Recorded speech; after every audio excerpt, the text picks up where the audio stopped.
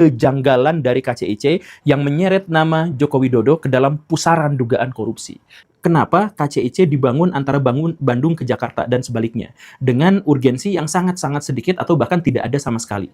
Nah, kenapa seperti itu? Jadi, bagian besar argumentasinya ini adalah kurang lebih seperti ini, Baraya. KCIC itu kan menghabiskan anggaran ratusan triliun rupiah hanya untuk membangun mode transportasi yang sebenarnya tidak terlalu dibutuhkan oleh masyarakat. Dan selidik punya selidik, ternyata pakar-pakar transportasi di Indonesia hampir kompak gak ada yang setuju dengan KCIC. Bahkan yang tadi Pak Ignatius Jonan itu, ditambah lagi, ternyata setelah diselidik-selidik, Pak Ignatius Jonan sama sekali tidak dilibatkan, padahal beliau pada waktu itu adalah Menteri Perkeretaapian.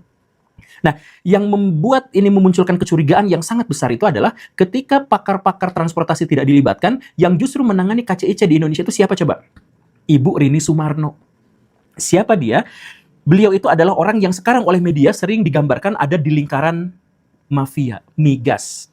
Kadang-kadang bareng sama Pak Reza Hali dan sebagainya gitu. Nah, jadi ini sangat mencurigakan karena yang berwenang untuk menyelesaikan masalah KCIC itu ternyata bukan pakar transportasi, tapi seorang yang punya reputasi gelap dalam bidang permafiaan. Jadi apakah di sini ada korupsinya atau ada markup-nya atau ada sesuatu yang janggal dan sebagainya? Inilah yang saya pikir satu di antara 8 masalah kejanggalan dari KCIC. Kejanggalan yang kedua adalah konsorsium dari Cina itu mengajukan sebuah proposal yang sangat-sangat menggiurkan, yaitu apa? Kami bisa bikin kereta api cepat dengan relnya, dengan gerbongnya, dengan listriknya, dengan terowongannya segala rupa, itu dari awal sampai akhir, itu cuma menggunakan 5,5 miliar dolar. Begitu kan, kata Cina. Kemudian datang yang berikutnya, Jepang. Kami juga bisa menyelesaikan ini semua, bahkan lebih cermat dan efisien, tapi kami minta dana 6,2 miliar dolar.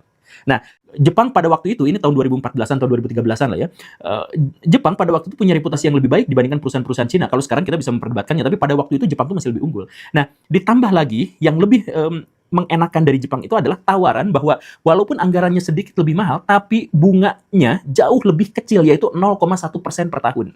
Sedangkan yang ditawarkan oleh Cina itu 2% per tahun. Jadi artinya apa? Bunga yang ditawarkan Jepang itu 1/20 lebih kecil daripada yang diajukan oleh Cina. Nah, kalau dengan kalkulasi yang seperti itu, seharusnya pemerintah kita tuh milih yang Jepang. Karena tidak merugikan dalam jangka panjang. Mereka cuma minta 0,1% per tahun. Sedangkan Cina 2%. Nah, ini yang anehnya itu adalah pemerintah malah ngambil yang Cina.